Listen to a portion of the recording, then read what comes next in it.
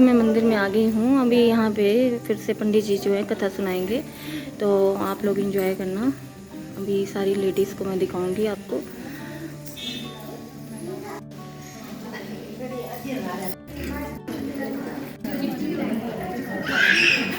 क्या पता, देखो वाला जरा।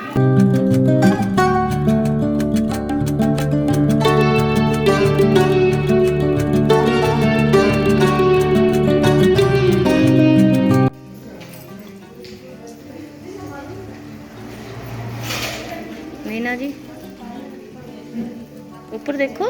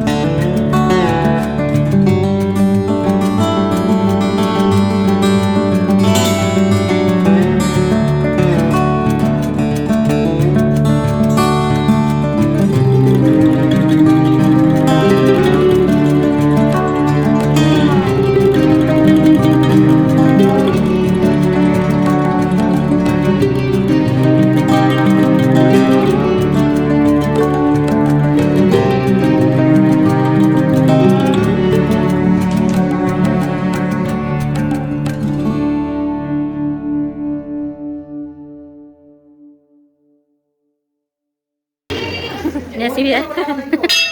ये भी अलग ही है, ये तो डिफरेंट होता है बिल्कुल। वो आगे सारे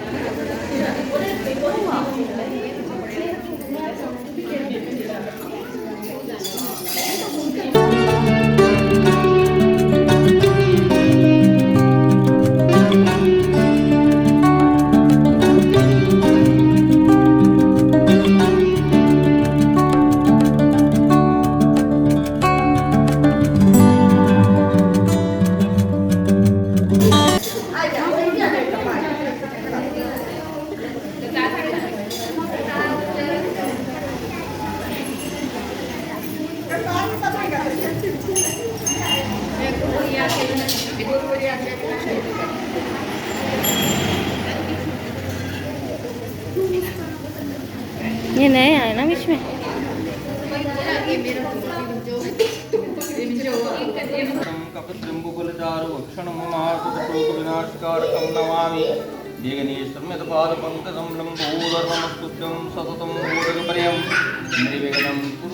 सर्वदा सर्वकार्येषु शान्ताकारं सुदीक्षेणं पद्मनाभं सुरीशं त्रिविश्वाधारं गगनसदृशं मेघवर्णं शुभांगं लक्ष्मीकान्तं कमलनयनं योगवरदानगम्यं वन्दे विष्णुं सर्वलोकेशनाथं कमललाटपटले वक्षस्थले च कौस्तवं नासाग्रे वर्मोपितं कर्तले वेणुकरे च कङ्कणं सर्वाङ्गचन्दनं सुललितं कंठे मुक्तावली गोपस्य परिवेशो विजयस्य गोपालचूड़ामणि ये कृष्ण करुणा सिंधु जगदपते गोपेन्दु विकारान्त राधाकान्त नमस्ते गौरांगी राधे वृंदावनेश्वरी नमः सप्तगाय समयवाय नमः शंकराय समय चक्राय नमः शिवाय शिवत्राय नमो नमः आतुलितबलधामं हेमशैलावदेवं दनदवनकृष्णानं ज्ञानिनामग्रगण्यं सकलपुण्यधानं वानराणामाधीशं रघुपतिं नारायणं नमस्कृत्यं नरं कल्याण यावर राम जय जय राम की जय।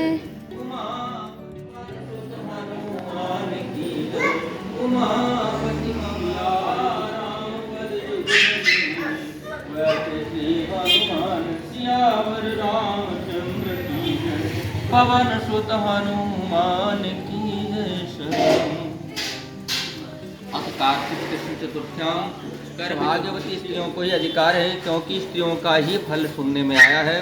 अथ व्रतादि विधि आप में कि आज कार्तिक मास की कृष्ण पक्ष की चतुर्थी तिथि है। मैं अपने पति के दीर्घायु के लिए हे गौरी इस व्रत को कर रही हूँ। अच्छा, इसमें और एक ध्यान देने वाली बात है कि इसकी अधिष्ठा देवी जो है वो गौरी और गणेश हैं, अर्घ्य चंद्रमा को देते हैं। और ये आज्ञा आपने कब ली थी कि जब आप सब लोगों का कि तुम्हारी लंबी आयु की कामना के लिए हे पतिदेव आपसे मैं आज्ञा मांगती हूँ। छठी प्रतिज्ञा है वहाँ पर कि मैं आप मुझे गौरी की आराधना करने के लिए, ताकि आपकी लंबी आयु हो, कभी नहीं रोकेंगे। तो दो व्रत जो स्त्रियों के लिए बड़े सुफलप्रद हैं। एक हरितालिका है और ये कर्क चतुर्थी है, जिसको कि मेरे सनातन धर्म में सौभाग्यवती मातृशक्ति जो है वो करती हैं। तो इसका नाम करके राजा थे, उस समय में वो मानधाता इस कथा को सुना रहे हैं। तो ये आदिकाल से चल आ रहा है और इंद्र की पत्नी सती तो कर ही रही है, जो कि अब आगे आपको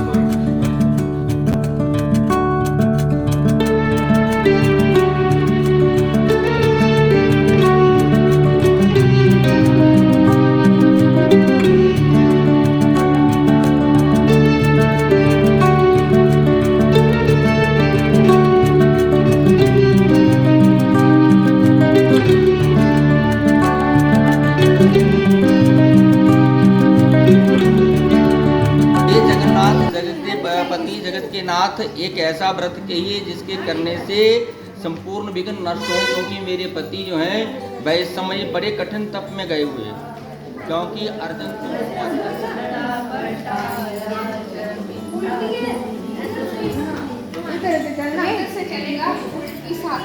ऐसे ऐसे कर बड़ा बटाइए गोविंद चोली पाइए शक्ति ना तेरी ना तुम जरा तेरी ना राज साई कर बड़ा बटाइए।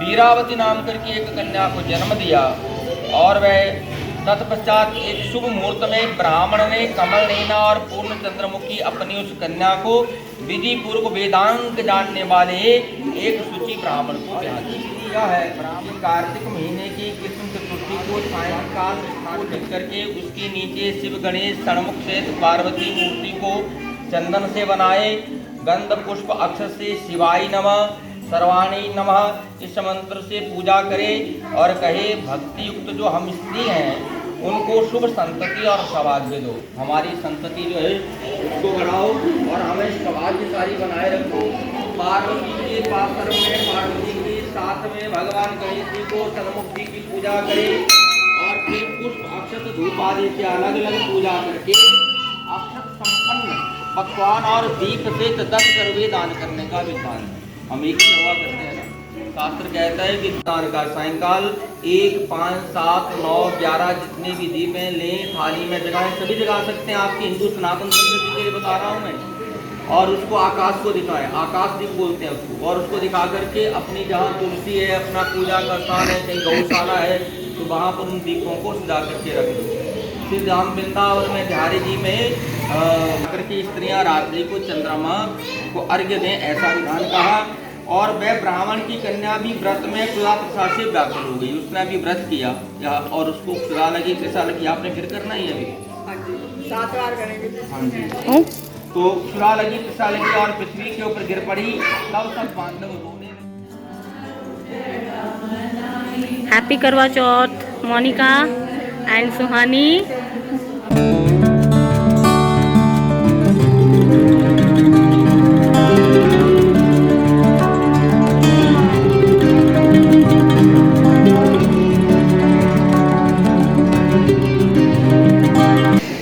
वाली थी और उसकी क्षुधा जो थी, उनकी भूख जो थी और प्यास सहन नहीं हुई और वह पृथ्वी के ऊपर गिर पड़ी। तब सब बांधव रोने लगे, 7 बातें ऐसा उसको हवा करने लगे और जल से मुख धोकर उसका भाई कुछ सूख करके वट वृक्ष के ऊपर चढ़ गया। इसलिए ही वो चित्र में वट वृक्ष बनाने का विधान आया, दिखा दिया। और उस अग्नि रूप चंद्रमा को देख करके दुख को छोड़ करके प्रसन्न होकर के चंद्रमा जान करके विधान से जो भी अर्घ्य देने का विधान है, मुंडेर मुंडेर वज्र भिन्ना यथा देता तथा।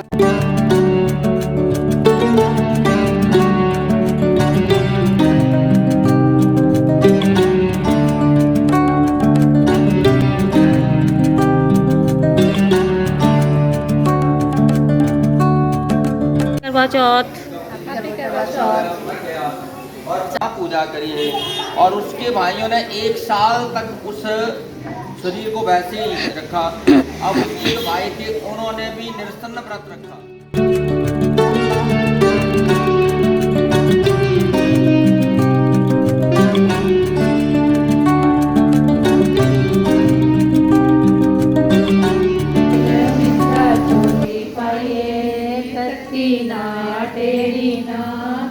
चरखड़ा फेरीना पान पैर पामीना सुतड़ा जगामीना हरितड़ा मनाईना वीरो पहले करवड़ा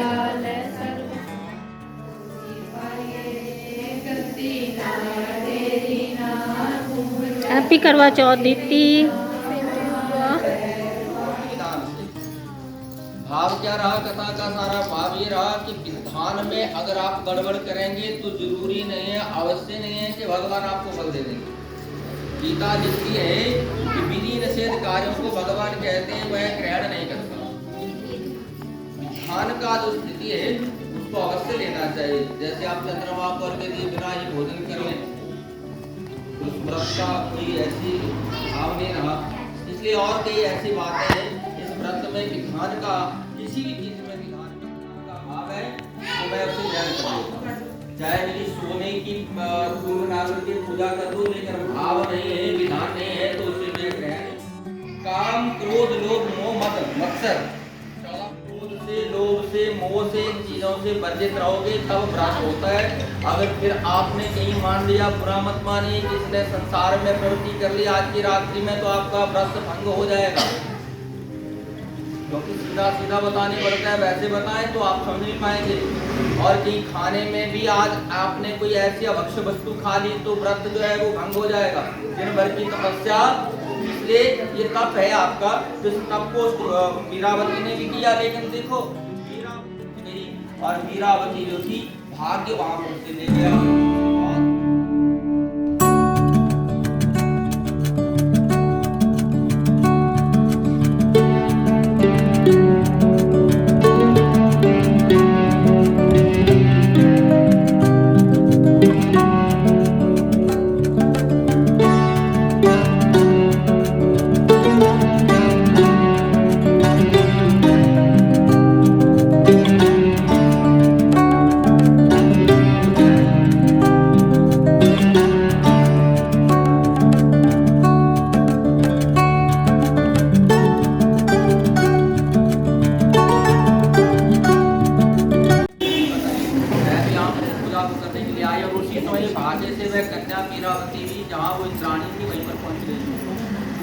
उन्होंने भी वेश बदला हुआ है, यही का मानसिक वेश बनाया हुआ है, इसलिए ये दोष लगा और इस दोष से तुम्हारा पति मृत्यु को प्राप्त हुआ।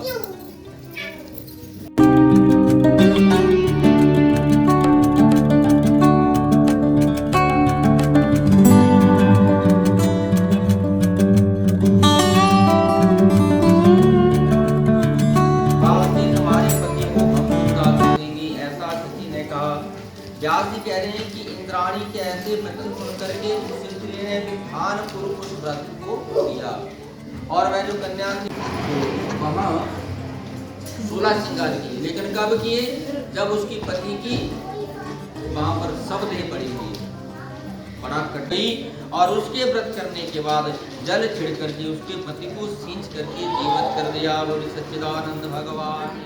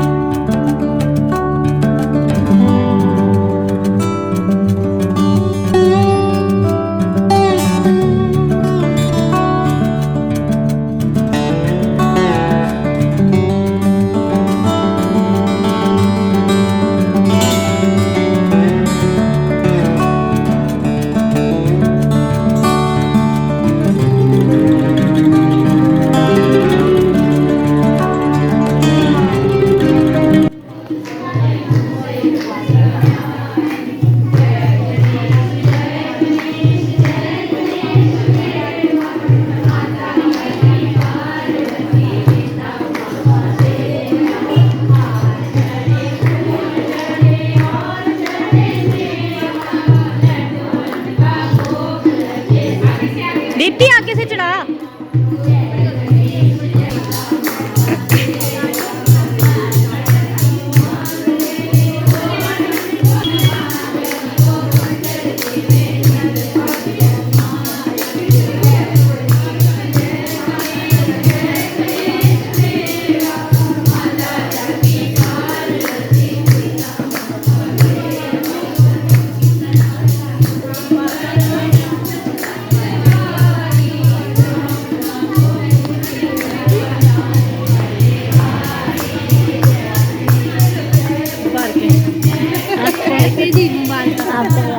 ये बहू बड़ी वाली है। अच्छा अच्छा, चलो आपको बड़ी बड़ी बधाई। कंग्रेचुलेशन।